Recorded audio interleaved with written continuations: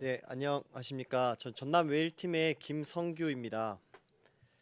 저희는 오늘 웨일을 통한 미래형 수업 역량 키우기라는 주제로 지난 1년간의 활동한 내용에 대해 공유하도록 하겠습니다. 학교 현장에서 네이버 웨일을 활용해 수업을 재구성하며 얻은 구체적인 변화와 가능성, 그리고 동시에 느낀 개선이 필요한 지점까지 말씀드리고자 합니다.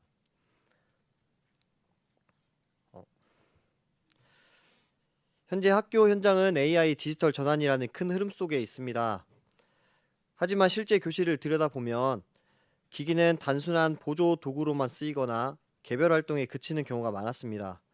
그래서 저희는 도구를 하나 더 도입하는 것이 아니라 수업 방식 자체를 바꿀 수 있는 모델은 없을까? 라는 질문으로 이 웨일 프로젝트를 시작하게 됐습니다.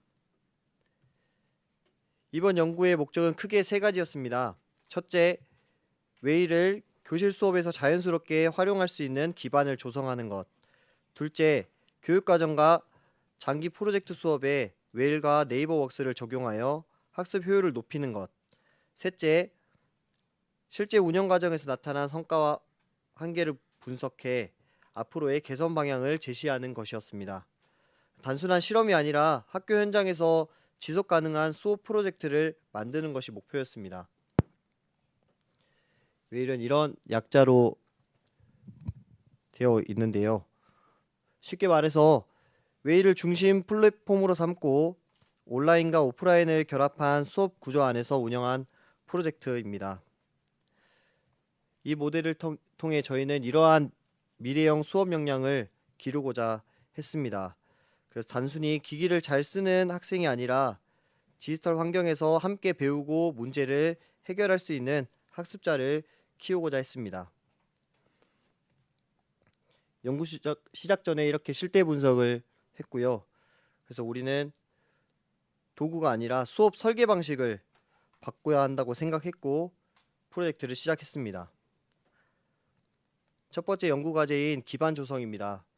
이렇게 할 수 있게 우리가 먼저 기반부터 조성하고 교사 연수를 이렇게 실시하였습니다. 그리고 학생들에게도 마찬가지로 웨일 안에서 연계할 수 있는 사용 방법들을 안내했습니다. 또한 웨일 프로젝트 진행 중 발생할 수 있는 각종 디지털 관련 문제를 예방하고 올바른 활용법을 교육하기 위해 디지털 리터러시 교육도 실시하였습니다.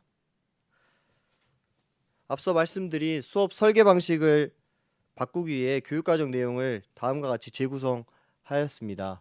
좀 글씨가 작아서 보이지 않지만 대부분의 흐름이 다 비슷하게 흘러갑니다. 계획하고 실행하고 공유, 이렇게 큰 흐름으로 진행되고 학생들에게는 이 프로젝트를 진행하면서 학습 도구로서 체계적으로 활용되는 경험이 시작된 시점이라고 할 수 있겠습니다.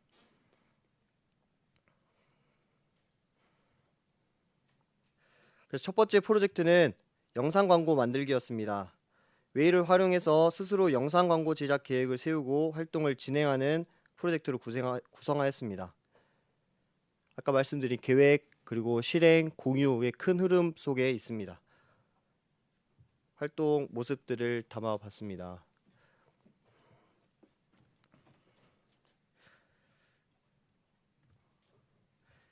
이 프로젝트에서 학생들은 누가 조사하고 누가 정리하고 누가 뭘 디자인할지 이렇게 스스로 분담했고 교사는 진행 상황을 네이버 웍스 드라이브에서 실시간 확인할 수 있었습니다.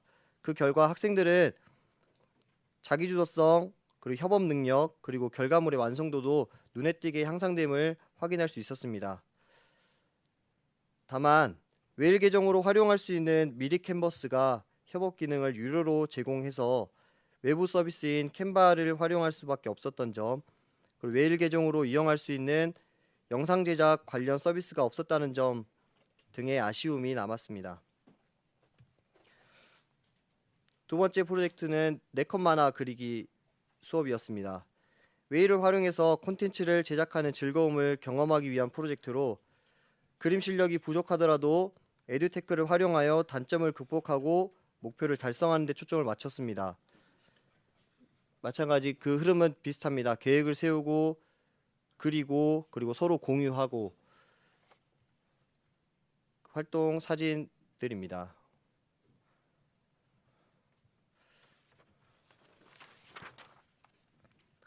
이번 프로젝트에서 특히 인상적이었던 점은 평소 말이 적던 학생들도 댓글과 문서 피드백을 통해 적극적으로 의견을 표현했다는 점입니다.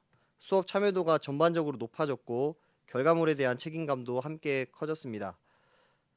다만 팀보드에서 동시에 여러 명이 편집할 때 학생들의 활동을 제어하기가 어려웠다는 점, 그리고 학생들의 팀보드에 사진을 넣기 위해서는 교사가 일일이 학생 계정을 초대해야 한다는 점이 불편했습니다. 세 번째 프로젝트는 사회과 시대별 경제 성장 과정의 조사 발표 활동이었습니다. 이번 프로젝트는 모둠별로 학습 내용을 직접 탐색해서 조사 학습하는 학생 주도의 탐구 중심 프로젝트로 구성하였습니다.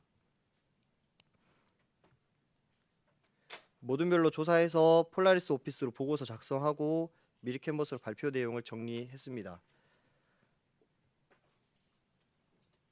그리고 직소 모형으로 팀원들이 공부한 내용을 서로 공유하고 발표하는 방식으로 했습니다.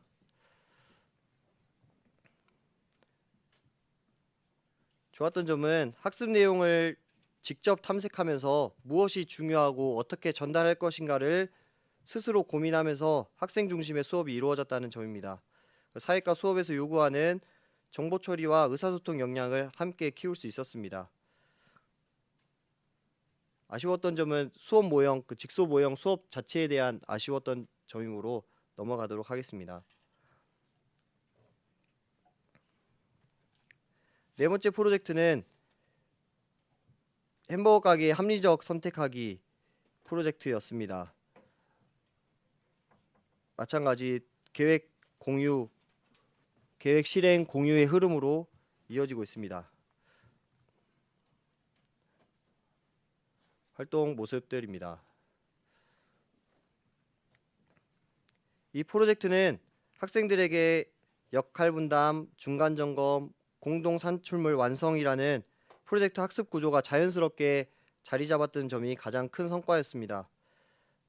다만 앞에서도 언급했듯 미리 캔버스의 협업 기능 활용이 어려웠다는 점이 조금 아쉬웠습니다. 마지막 프로젝트는 미술 작품에서 시대적 배경 찾아보기였습니다. 웨이를 미술 감상 분야에 적용하여 교과서 위주의 학교 수업에서는 경험하기 힘든 자기주도적 학습을 계획하였습니다. 여기에 AI를 활용한 컨텐츠 제작을 융합했습니다.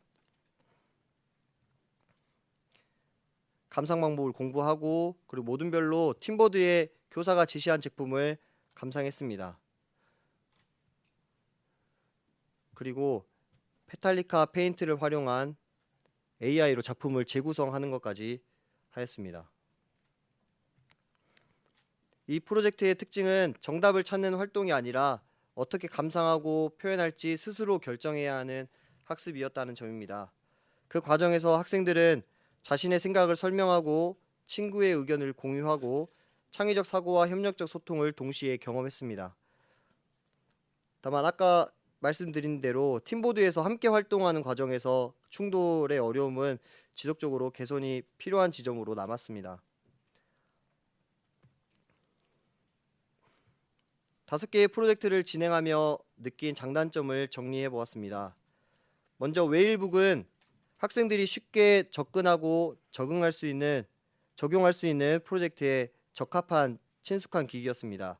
그러나 학생 입장에서 스타일러스 펜 관리가 까다로웠고 키보드의 각종 키 배치가 학생들이 이용할 때 불편한 점이 있었습니다. 다음으로 웨일 수업 관리는 교사의 웨일북 활용 수업에서 필수적인 프로그램으로 각종 안내 및 학생 관리를 쉽게 할 수 있었습니다. 하지만 학생들에게 파일 전송이 불가능한 점, 전체 공지하는 방법이 제한적이라는 점이 아쉬웠습니다. 그리고 학교 계정으로 로그인한다면 자동으로 수업 관리에 접속하게 할 수 있으면 더 좋을 것 같습니다. 마지막으로 팀보드는 직관적으로 구성되어 있어 교사와 학생 모두가 빠르게 적응할 수 있었고, 발표 부담을 느끼는 학생들도 적극적으로 의견을 개진할 수 있는 효과적인 도구였습니다. 다른 사람이 올린 글이나 자료를 마음대로 삭제, 변형할 수 있는 부분을 교사가 통제할 수 있다면 더 적극적으로 활용할 수 있다고 생각합니다.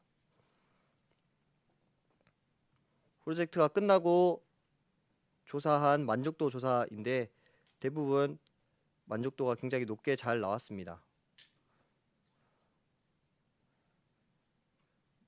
넘어가도록 하겠습니다.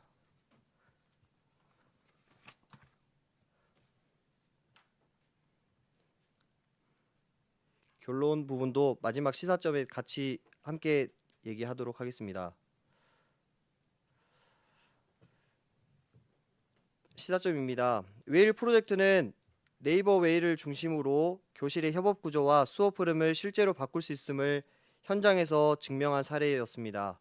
학생들의 자기관리 역량, 지식정보 처리 역량, 창의적 사고 역량, 협력적 소통 역량을 키우는데 효과적이었으며, 학생들은 웨일을 활용한 학습 환경에서 높은 성과를 보였습니다. 따라서 학생 중심의 디지털 학습 환경을 구축하고 확산할 필요가 있습니다. 교사의 웨일 활용 역량이 수업의 질과 밀접한 관련이 있었으며 지속적인 연수와 전문성 강화가 요구되었습니다.